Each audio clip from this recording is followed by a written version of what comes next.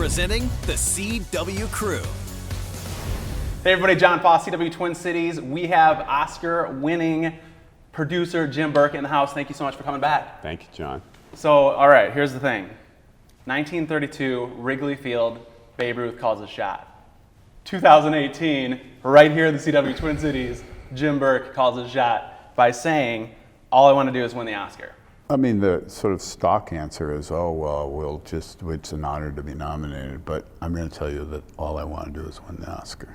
A lot of people don't have the guts to say that they care. Why not? Mm-hmm. Yeah, I care a lot. Yeah. Okay. Later that year, Green Book, Best Picture. Which one of those is more impressive? Babe Ruth. Yeah. I don't know. I like the CW Twin Cities angle. Okay, CW Twin Cities. Yeah.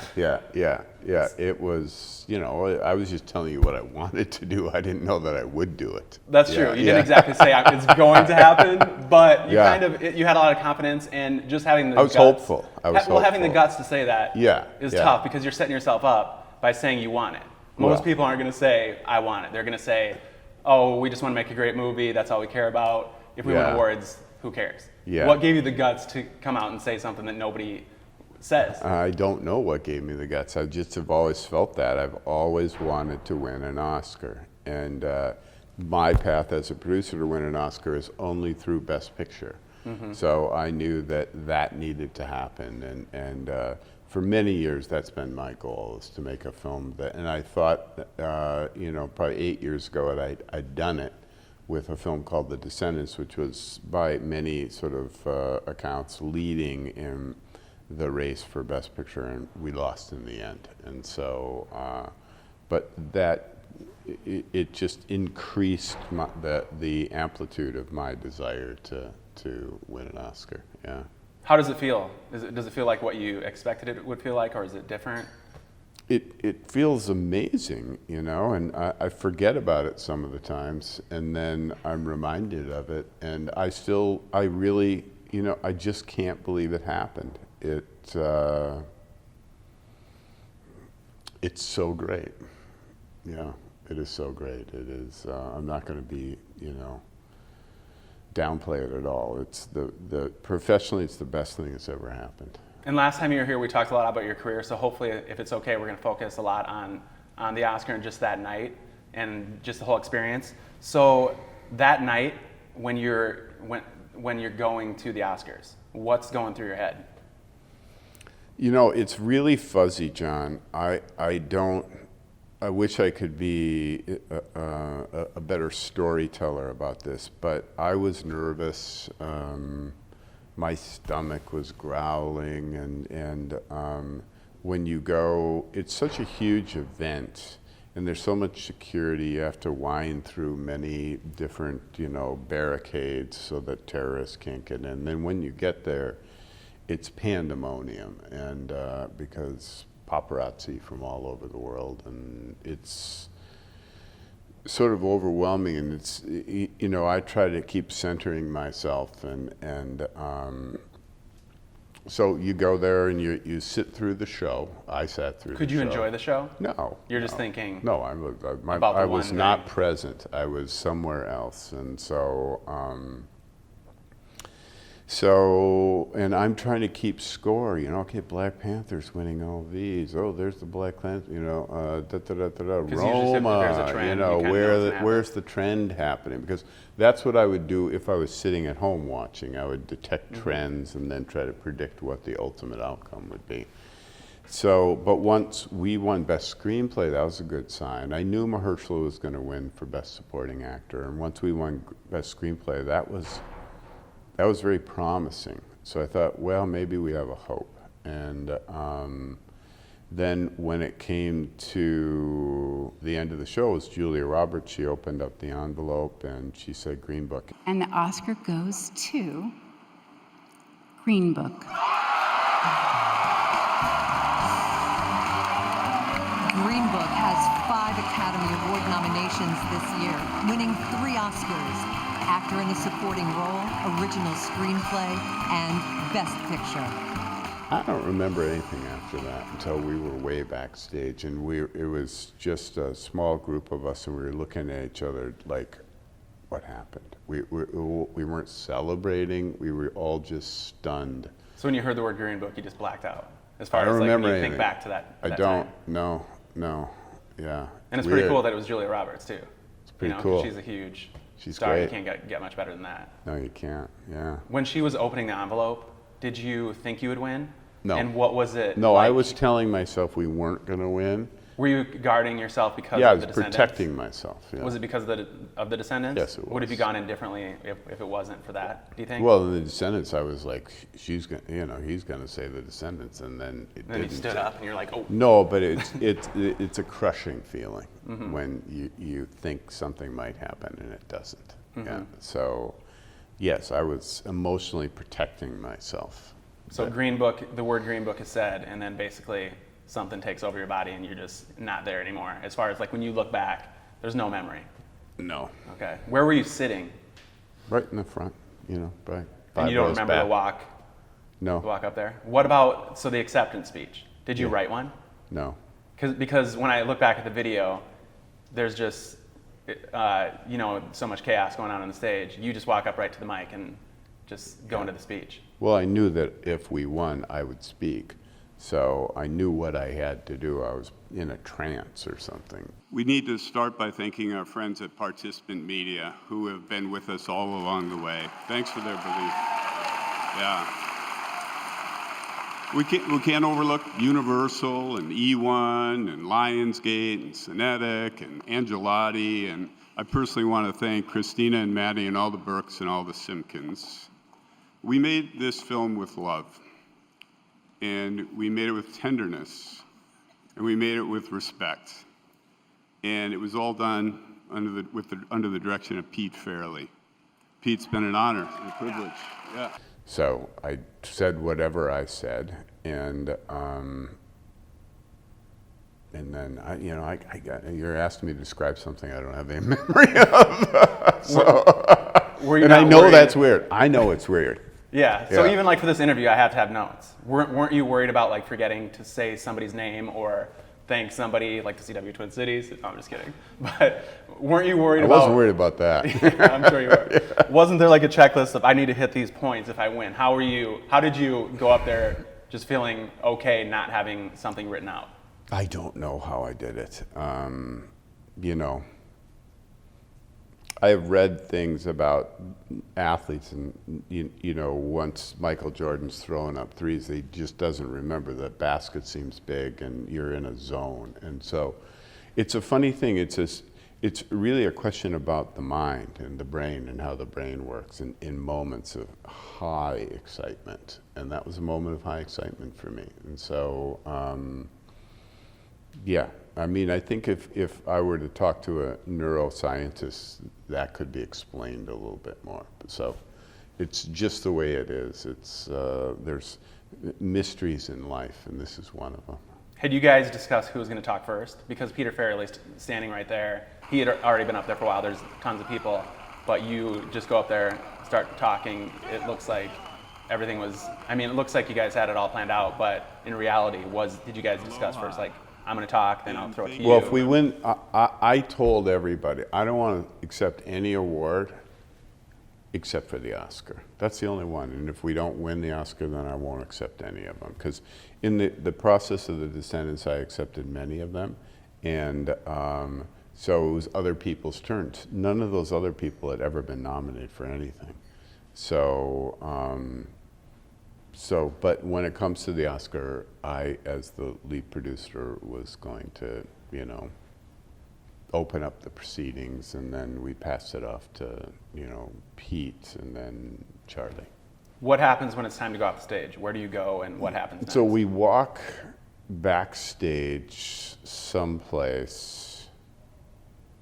It felt like a long, long walk through a narrow hall, and then we're just standing there waiting outside a giant room where you do a press conference. And then we all walk up on the stage and are asked questions by a few hundred, journalists, entertainment journalists from, So How long does that take, and then what's next?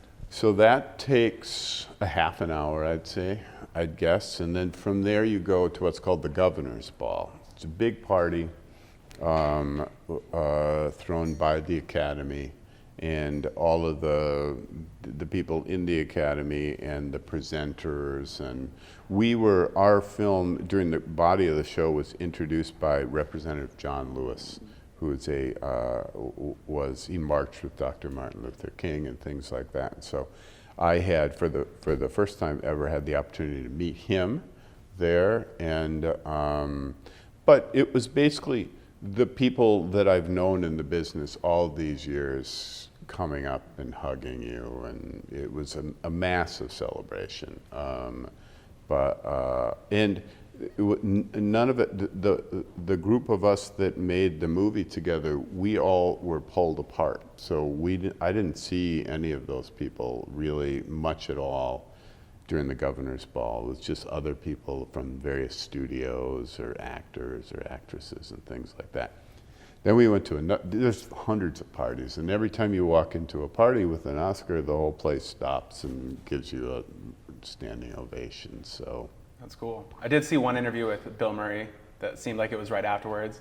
Looked pretty fun. That was Golden hilarious. Globes. Oh, that was the Globes? Oh, okay. So he gave us the Golden Globe, and Yeah. I said, "Hey, Bill, I'm Jim." We're walking off the stage. I'm Jim Burke. We met on Kingpin all those years ago. So, oh yeah, that was a great movie. Good times. He goes, but it doesn't hold a candle to this one. Congratulations. Yeah, man. he had a lot of good things to say about it. And then Bill was with us the whole night after the Golden Globes. Golden Globes is a different experience. We all just hung together and celebrated among ourselves. But by the time the Oscars hit, it just blew up. Yeah, it was industry-wide, I guess you'd say. How have things changed? They haven't. Yeah. My oldest friends used to tell me, "Hey, Berkey, you really haven't changed since you moved out to California." And in the beginning, I was like, "Well, I've changed a lot, I'm like I try to be a better person and more of a grown-up." And but I came to realize that they were complimenting me.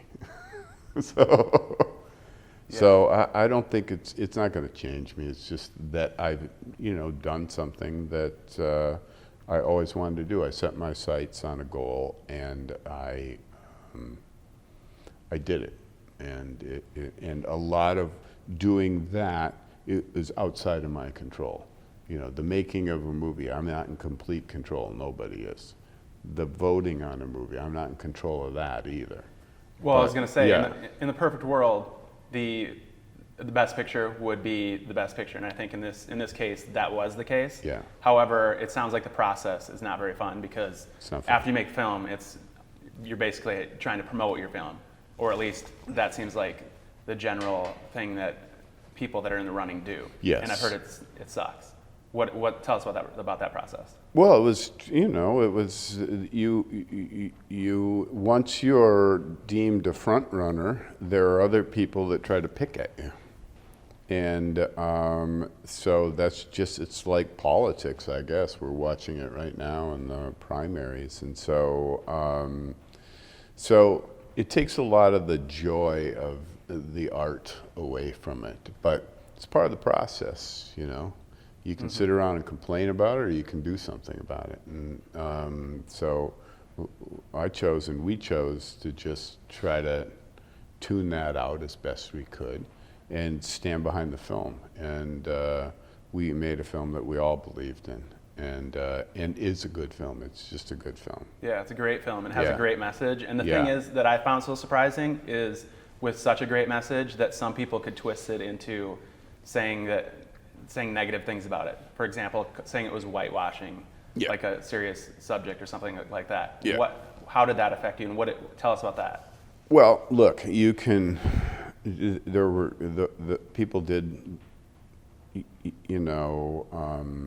charge that, and but they were just wrong. I mean, I have been working in film for 25 years. I know every kind of trope you can imagine, and a lot you can't. And a white savior movie is one of them. I can tell you, yes, The Blind Side was a white savior movie, but I can also tell you that in the writing of this movie, I, in particular, wanted to make sure that we did not make a white savior movie, and we didn't. Viggo Mortensen did not save Dr. Donald Shirley. If anything, they saved each other, you know. And in the occasions when Tony Lip did come to Dr. Shirley's rescue, he was doing so as his employee, and he was doing the job he was paid to do. So, what about the criticism from Don Shirley's family saying that some of the things weren't exactly true? What do you think? What's your response to that? Well, first of all, the Shirley family is a big thing, and not all the people in the Shirley family have that same criticism. But that's a complex issue that I'd sort of rather not talk about. They have their view of their uncle that they want to keep, and there are certain things that were revealed in the film about him, true things, that they don't want known. And in my mind, that does not diminish him as a human or an artist at all, but in their minds it does. And so they weren't happy about that. And but what happened is what happened, yeah. I'm almost 99% sure that this next answer is going to be no, but it's feasible based on how much of the story, we talked about this last time, you guys focused on a certain period of their life, yeah. And so much happened afterwards. Tony Lip having a successful acting career, mm-hmm. and Don Shirley, his musical career. There's definitely a story to be said afterwards. Any chance of a sequel? No. Okay. You were right. All right, that's what I thought. That's probably a good thing, 'cause, yeah, you know, it's yeah. hard to live up to the original. So. That's not to say that some other person might want to make a sequel about it, but not you. not me. I don't think any of us would do it. No, not Pete. I've heard you say that your one goal in your career was to win an Oscar. You've done it. Mm-hmm. Where do you go from here? Is your goal to win another one, or now do you just want to focus on things that maybe you didn't have the opportunity to make before because you weren't as established? What's your next step?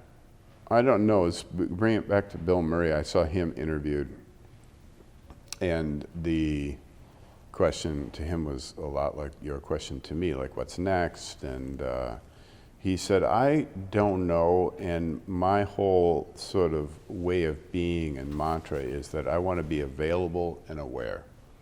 And so, and not make any plans or anything. And so I certainly have other pictures that I'm working on, developing in the screenplay process or beyond. But would it be worth it to go through the process again? That's what I do. I mean, the making movies part, I'm sure you'll be doing that forever, but the after making the movie process, that was probably not as fun. Would that be worth it to go through that again? I don't know. I mean, maybe I'd be a little smarter about it this time, but I'm not sure. One of my main things is to support, that I want to really concentrate on is support film festivals. And because they are the lifeblood of films, the sort of films that I make. It's the beginning of the creation of the word of mouth campaign. When a festival debuts a film, a certain amount of buzz and enthusiasm starts to roll, and a rolling thunder begins. And so really why I'm here today is to talk about the Twin Cities Film Festival, which is a great up-and-coming festival that's in my own hometown. And you're going to be honored with a Lifetime Achievement Award. What does that mean to you? Well, I just found out a couple days ago that it was a Lifetime Achievement. I just thought I was going to be honored. Well, that's the thing. When Jordan won his first championship, they didn't give him a Lifetime Achievement Award. He was just getting started. So what's it like? In the film business, it's different because weird. You can keep doing this forever, you know, and you're just like hitting your peak. So maybe they'll give you another one. Who knows? Second lifetime. Yeah. So, yeah. But it's still a huge honor. I mean, what does that mean to you to come back to your hometown and get that award? It's fantastic. I can't tell you how much it means to me, and especially being given by a film festival, and one that I have attended before. In fact, Green Book came here last year and we won. And so I've experienced the film festival and how well it's run by the team, Jaden and his team that run it. And I just am so thrilled that a festival, I've been going to festivals for 25 years. I don't know, there's very few festivals I haven't been to. And not just in this country, but around the world. And the experience is great to varying degrees. You know, sometimes it's pretty good and sometimes it's excellent. The Twin Cities Film Festival is an excellent film festival. They are programming better and better films now, and that include pictures. I mean, there's a movie coming in this coming festival called Honey Boy that I saw last spring that I loved. And the only way this movie gets seen by more than just a few people is if you see it in a festival and you start telling your friends about it. But they've got a terrific lineup that's building every day, and it'll be a group of some homegrown Minnesota-made pictures, but also the movies that will eventually be nominated for an Academy Award, like there was last year and previous years. So it's the community's opportunity to get in early, oftentimes having a conversation with the filmmakers afterwards, which I always love to see a movie and then hear the filmmakers talk about it, because it adds so much depth and perspective to the film. Definitely. And Yeah. I know you guys, I know you need to get your next one, but do you want to quick talk about what you have coming up, Dreamin' Wild, and then a Replacements documentary? Yeah, I don't really like talking about that, but I've got a movie with Bill Polad called Dreaming Wild, which is an article I read in the New York Times about these two brothers that grew up in eastern Washington, a town called Fruitland, and they're farm boys. And they didn't really have, they're pretty meager existence out there. The only radio they had was on their tractor, and they could only get one radio station. It was sort of a soul station where they listened to Marvin Gaye and Hall and Oates, and got into music only through that way, and taught themselves how to play. And their dad says, "You boys are pretty good. I think I'll build you in the barn a little recording studio." And he did, and they recorded a record. And then they went and pressed it into vinyl. They drove up over to Spokane, but they had no idea what to do with it after that. So it sort of basically just sat in their basement for all these years. The younger brother, Donnie, went on, moved into Spokane, and is a working musician, writing music and jingles and things like that. And Joe just went back to being a farmer. 30 years later, in a junk store, somebody buys the record for $0.25 and plays it, and he says, "Oh my God, this is fantastic." And he starts spreading it around to other music bloggers. Next thing you know, they're getting record company label offers, and just a week or two ago, one of the songs was in the TV show Big Little Lies. So essentially, it's about a dream that never came true for 30 years. And then suddenly it presents itself again. And how do you feel about that? Wow. It's pretty rich and good, and the music's good. Cool. Yeah. All right, well, can't wait to see it. Thanks. Oscar-winning producer Jim Burke, thank Jon you so much for Foss, being here. Yeah, Appreciate it. Thank you, man. The CW crew on the CW Twin Cities, DJ Bonix, Alexa Score, and Jon Foss. Like, follow, subscribe to, and love the CW crew.